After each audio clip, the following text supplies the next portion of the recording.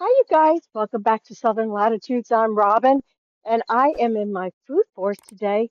And today is going to be part two of our series, the Pharmacy series. And I really wanted to start here and give you a little bit more beyond the intro. So, I have been doing a lot of reading. I want to do some vocabulary, but I also want to give you a little bit of my history. So let's start with my background in history. I am a graduate, a 4-year bachelor degree graduate of the University of Georgia in the Department of Agriculture, and I have a degree in agricultural sciences. And so from there, I went on and I worked in research with everything from fat cells to endocrine systems. Later, I moved on into cardiac rhythm. And so I worked in a lot of microbiology as well. And I helped people get their master's and PhD degrees as a research assistant. And so I'm the person who would come in early, get things set up, and then, assist during this and that. I would do proofreading of the research papers. And then sometimes, if I was fortunate enough, I might be named on a research paper or two or several. But none of that is really that important, exciting. I went on to become a mom and then a homeschool mom for 17 years. And then I found myself now at this stage of life. We had bought this other quarter acre next to our original quarter acre, and we opened it up and we began exploring new seeds, new varieties, fruit trees we had never had that experience to grow and eat off of before. It was a whole new world, and it really just fit in with a lot of my background and my education as well. Um, I I didn't actually educate myself in chickens. I was in all the upper and larger livestock, plus horses. But I have found that I always yearned for chickens, so that was my gateway animal. And like city restraints and regulations say I can't have other large livestock unless I'm grandfathered in. There are some livestock around this area, but not here, so I can't have them. But anyhow, so that's a little bit of my history, and as my husband likes to say, Robin, you've never stopped being a scientist. And that's very much true. And I look at the world around me. Here's the peanut butter tree. I look at the world around me with a lot of fascination and curiosity. And I do not love TV. I like reading, I like learning, I love documentaries if I'm watching TV. I like to know what's going on. I'm very inquisitive and have always been that way ever since I was a child. Mm, very, very different tasting. You see that? These are passion fruit, but these are inedible because this one's a hybrid. This one is Lady Margaret, which has red blooms, but I have Maypop, which is putting off fruit as well now. But let me tell you a little bit more about my history, and I think that'll help you understand what point I'm coming from. So I think the best way to describe it is I found myself with a lot of pain and then muscles ripping. And I had a lot of tests run and things like that. And I ended up being diagnosed with, oh, we don't know what you have. That's a great diagnosis to have, don't you think? And so we're just going to call it fibromyalgia. They checked everything. They said I moved like a 70-year-old, even though I was still in my upper 30s at the time. And, you know, it was what it was. And they put me on a little prescription pill for the rest of my life. Now, I hate to diss the pill, although I'm not in love with the pharmaceutical industry at all. But this pill I took every time I was in pain, which if it was cold, if I had too much dairy, if I, just overworked myself or something like that, pulled a muscle, I popped this pill, not a pain pill, mind you, it was an inflammation pill. And next thing I know, oh, I've got stomach ache. Well, I really did have a gallstone at one point, and we saw it move, move, move, move through my stomach. And it passed before I could even have surgery because it was the holiday. It was like 2 days before Christmas. Okay, so no surgery for me. They wanted me to come back in the office, and I'm like, why would I come back in there and have my gallbladder removed if, it's gone and there's no threat anymore to my body? And the doctor sent a certified letter to me saying I was no longer his patient. He wouldn't be held liable and blah, blah, blah. Okay, that was at least 20 years ago. I still have my gallbladder. So I know, and I did a gallbladder, well, I did a few gallbladder cleanses. I did some other stuff, but just ate better and differently, and that was working. And the next thing I know, when I had pain again, well, I ended up with back pain. I ended up with cracked um, cornea and stuff like that. So every time I was taking that prescription anti-inflammatory pill, I was having more gallbladder pain. It landed me in 2017 a whole week in the hospital.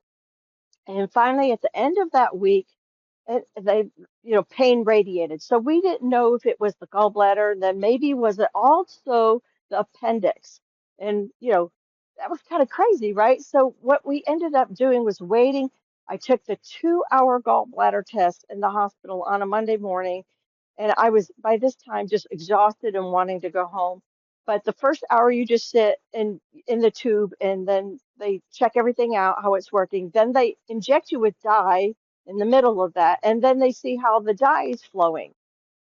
I ended up being completely fine. It wasn't my gallbladder at all during these latter episodes. So what was it? Well, I turned 50. I go into the hospital, and I have not the hospital, but it's an outpatient center. I have the regular colonoscopy every 50-year-old has. And then I had an endoscopy too, because why not, since I'm there and I know I have something going on.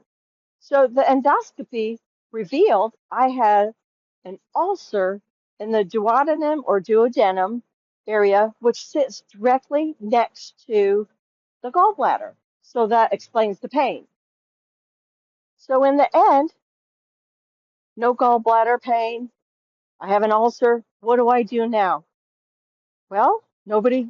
I went to my primary. I went to the hospital doctors and the endoscopy doctors. And I think I even saw a fibromyalgia specialist who was prescribing the medication to me. So at least no less than 4 doctors. And nobody told me to quit the prescription pills. I ended up just, while I was sick, I knew somebody who was a very smart rocket scientist, and but she was retired and she was volunteering where I was volunteering. And next thing I know, she's texted me one night. She goes, "You know that pill you're on gives you ulcers." And I'm like, "What?" No, it was true. It was absolutely true. So that means no more NSAIDs for me, and that from prescription all the way down to over the counter. So how was I now going to deal with inflammation? I had to completely change my diet. And as it is, I'm allergic to the preservatives in shots. I'm allergic to the preservatives in capsules. I'm allergic to a lot of things. I have inflammation responses. I guess that's better than saying, oh, allergies. I don't necessarily have allergies, but I am having responses. My body is responding with swelling and pain to many things in my environment and that I take in and ingest. So, with the opening up of this and feeling better and learning, this one does this one does that, it changed my whole life. I'm like in a revolution now to help others when I can and when asked about, this journey that I'm on of eating healthier and eating organic and pesticide free. It kills me when people say, "Oh, do I need to put seven dust on?" No, don't do seven dust. Oh, don't do seven dust. So there's all that. But back to the pharmacy. Let's go there next. Now that you have my history, let's go on to what I'm reading right now that ties into what this video is about. So let's get into the vocabulary a little bit, okay? So first, let me start you with reading assignment. This is Super Gut by William Davis. He also wrote the book Wheat Belly, okay? This has been amazing. I'm already taking copious amounts of notes in it. So, one of the first vocabulary words I want to introduce you to in this series is going to be microbiome. Now, I don't want that to throw you off. So, micro is small stuff, and biome is like biology, it's life. What is living inside of you? And specifically, what is living inside your stomach? Okay, and your small intestines, because that's going to play a huge role also in how you feel and how you get rid of inflammation and what foods you need to incorporate into your diet like that. So a lot of times, say, I was on that medication, or say you get just an earache, ear infection, and you end up with antibiotics. Let's keep it simple like that. Those antibiotics are going to destroy your microbiome. And you got to be very careful because then if you've taken enough antibiotics in your life, like I have, you know that at some point while you're taking antibiotics, your stomach's going to go crazy.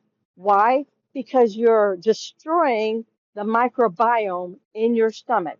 And from in there, you're going to get Frankenbelly, like Frankenstein. Okay. That's what a term he uses in the book. And I love it. So, yes, things are going to go haywire in your stomach. And so, that happened to me, with all the prescription drugs I was on, and that happened to me with all the antibiotics I was on. And so it's really important that we kind of go back to the way that a caveman, I hate to say caveman, but couple hundred years ago, even man and woman used to eat, where it was really local foods and it was really local vegetables, fruits, and meats. Even the meat was local. You had butchers in every town. We don't have that now. We have four major butchering corporations now. That's a whole nother story. But you know what I mean? Everything was close by. We're now living in a world where walking out your back door, perhaps to potty a dog, doesn't give you anything. You don't know what you can eat, what you can't. Shoot, even in this yard, we have bananas for at least a decade or more before I knew I could eat those bananas. Because what if they killed me, right? What if I ate something that didn't come from the store, wasn't pasteurized, wasn't sterilized, wasn't labeled organic? What if, by the way, these are delicious miracle berries. Mm. So this mental evolution didn't happen overnight, but we noticed a gradual change in how we felt better. Even our mental outlook, as I worked in the dirt, there's things in the dirt that make your brain serotonin or dopamine turn on and you get much better feelings. But what if the microbiome in your gut also is related to mental things? That's what I'm studying right now. What if it could, cure depression? What if it could cure, you know, um, schizophrenia, bipolarism, whatever, suicidal feelings, any of those things? I'm trying to think. I'm not really good at thinking on the fly, but what if curing the stomach? I think it was 80 or 90% of your serotonin receptors are not in your brain. When you have a mental issue, what do? They give you a pill, right? You pop a pill. No, 80 to 90% of your receptors are in your gut. What if you could just cure your microbiome and then you could be cured of whatever sadness or illness is in your brain? It's fascinating to me. And again, I am not a doctor, but my curiosity is taking me there. Now, we're going to have a little illustration here. This is a book I got from my boys when they were little kids, and I pulled it back out because I did a little bedroom remodeling last week. And we now have a room for the grandgirls to go to or to sleep at and stuff like that. So I found this old book about the human body that I thought would be perfect for today's discussion. So inside here, of course, we have the bones, we have all sorts of great systems, digestive system. Let's stop there. That's kind of what I'm talking about. So you eat your food up here, tastes really good because it's homegrown, right? Goes down to your stomach, and your stomach's kind of tucked up in there, uh, below the lungs, but above the liver, and everything gets churned up in there. And okay, so now what happens? We were talking about antibiotics, right? And now all of a sudden you have maybe bacterial overgrowth, but not good overgrowth, right? And and you got that diarrhea. So a lot of stuff starts in the colon, but that's not where it ends. It can actually travel up to the small intestines.